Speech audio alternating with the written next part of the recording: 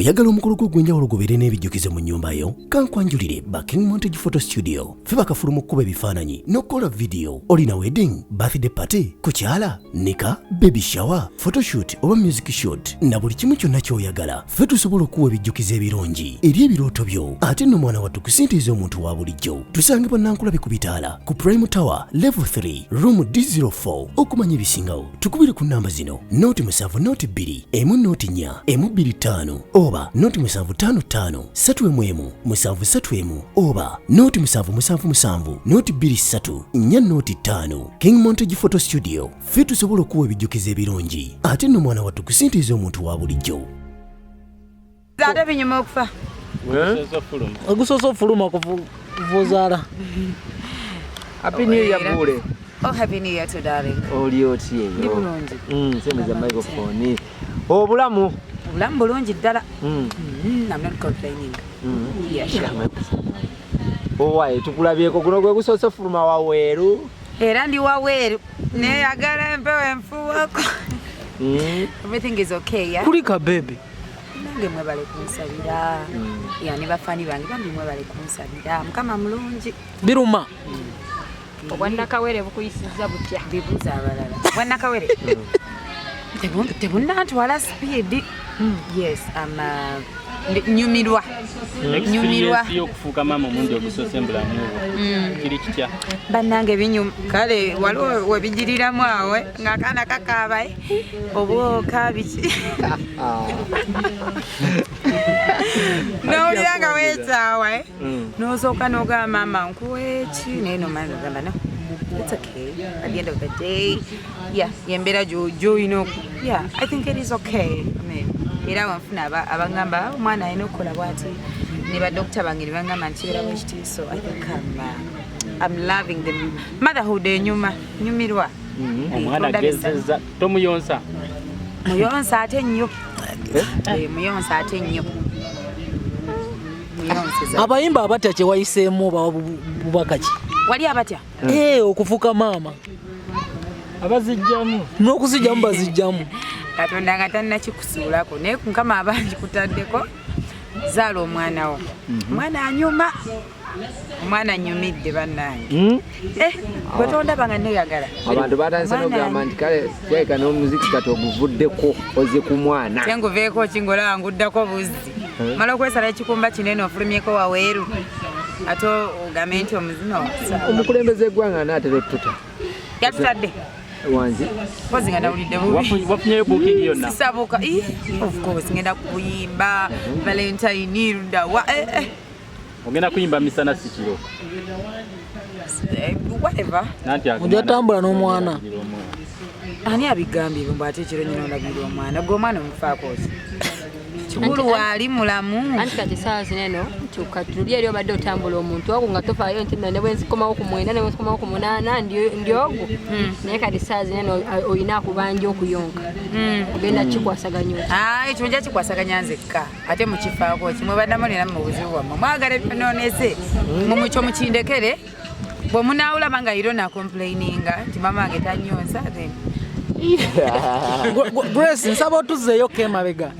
Mutera otugamba zino story nga mumaze ozaala nga wakafuna olubuto what come kyekyakujira mu bwongo that time. Ebyo byali bya lubuto era twabireka emabega. Lwaki twazaala omwana tonzizambya olubuto kiki? Bannamulimu njagazaala. Kale kakati gule. Owaye tata w'omwana atwakuyambe kuba omwana tulaba anyirira nnyo. Tata w'omwana wakamulya mbitiibwa. Buzibu ki? Buzibu ki? Kitegeeza temukwatagana lwaki ogamba wakamulya? Anti badde mbuuza waliwo ekibuuzo ekirala ekyo nkizeemu. Okay, kati wetegesa kya mule nawe. Ekibuuzo eki? Obuuza bulungi obuyimba obupya. Nyina obuyimba obupya, nyina video empya gyendi okufulumya. Gyengenda okufulumya next week. Bagira East or West. Ekibuuzo ekirala. Bwe boogera ku taata ng'onyiiga. Sinyiize. Omwana talina taata. Ati gambe naye waakamulya. So just mbadde nzira mbuzi. Okusinzira kino obadde alina ku birthday ya Vivian Tendo. Ate ngenda ku Vivian Tendo alina sinaga zaalimu eza manager we. Birimu okumutiisatiisa owamu ku bulamu bwe. Gwenga gwe olina nkwatagana kino Vivian Tendo era ogenda kukola ekyokumuyamba ng'omukyala kubanga olaze nti mukwano gwo.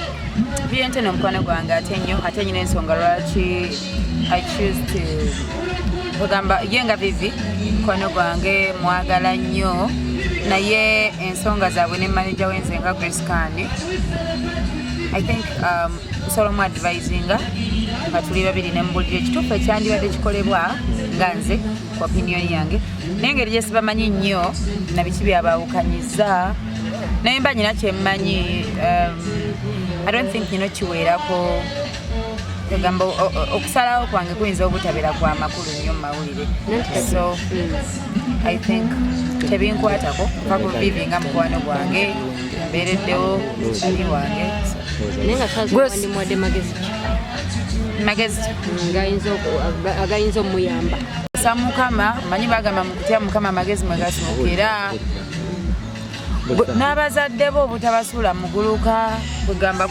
mbeera bwetyo family first Grace byonna tubyogedde olina kawere ne daddi w'omwana erinnya yamuwa linnya ki tetunategeera maama bwe nagambye taata w'omwana muveeko kikiggwe what's wrong with you lwaki onyiiga ate nyizi kale omwana bamuyitani taata we yamuwa linnya ki Wanji? I'm just pumping some sense into this boy's head. Why? Are you a boy or a man? Why don't you just fucking leave them, baby daddy? Muleke. teyamuwa linnya Kazata musatuddeyo n'oluzungu. teyamuwa linnya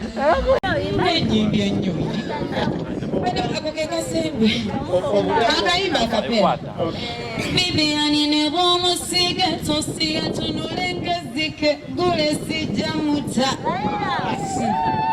abantu bakuno bamanyi nnyo enkola zammwe munyumiranye ebyananese komawo komawo sagala kizuza thank you very much okay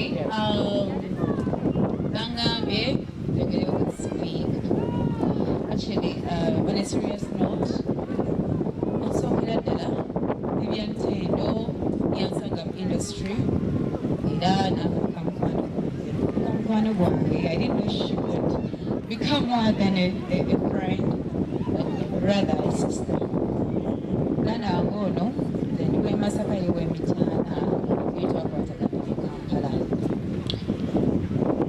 sijja kwogera bingi ebiseera ebisinga like mweno ensi yaffe eya Uganda oyogera nnyo kugamba no powering out your heart noyogera omuntu byakoledde mu abantu bakulaba obanga bakiraba balina engeri gye bakitwalamu naye nze wenalabira Viviantendo yansanga mu industry nabeera omukwano omulungi nabeera omuntu omulungi ne tufuuka ba Uganda tufuuka ba mikwano Vivi yaliwo nga ndiri obuto nsijja tukweka Vivi toseka mukazi waki netwogerezeganya nebitugenda kugamba nti kikuba kiri era sandisi tusolwaleero mu mbeera gye mulaba omwana tutule mu mmotoka tugende n'olwokubanga mmanyi nnyo byebyakyankolera kyali kisinga ebirala she was there she's a good girl era ebiseera ebisinga bibyaniwa wewebaawo omuntu asobola osoma mu chats eza WhatsApp tera nnyo omugamba webaze nnyo maamawo kubaga wakula naye abazadde bo bakuyigiriza emikwano bibya nafuula mukwano gwe nafuula muganda we n'okukubira ku ssaawa mmeka amanyi okwogera n'abantu I really don't know about abantu abalala kye bamulowooleza naye nze nga nze temanyi kukubya kaana kalungi kyekindeese wano olwaleero kyekisinza okundeeta ekyokulaba balekubeera anti wa mwana wange we really appreciate anti waffe obulungi asitukiramu Around about us, Viviantendo. She's a good girl. She's a good friend. I don't regret being here.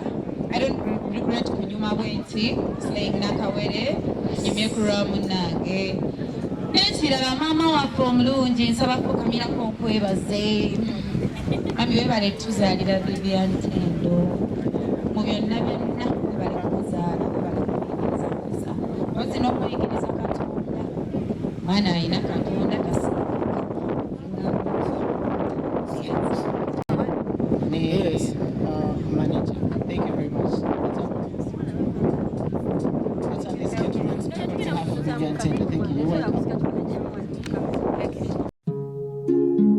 oyagala omukolo gw'ogwenjawulo gubeere n'ebijjukize mu nnyumba yo kankwanjulire King Montage Photo Studio fe bakafulu mu kkuba ebifaananyi n'okukola vidiyo olina wedding birthday party kukyala nika baby shower photoshoot oba music shoot na buli kimu kyonna ky'oyagala fe tusobola okuwa ebijjukize ebirungi eri ebirooto byo ate nno mwana wattu kusintiiza omuntu wa bulijjo tusange bannankulabe ku bitaala ku Prime Tower level 3 room D04 okumanya ebisingawo tukubire ku namba zino noti 7 noti 2 emu noti 4 emu 25 oba noti 755 3 7 oba noti 777 noti 23 4 noti 5 King Montage Photo Studio fe tusobola okuwa ebijjukize ebirungi ate nno mwana wattu kusintiiza omuntu wa bulijjo.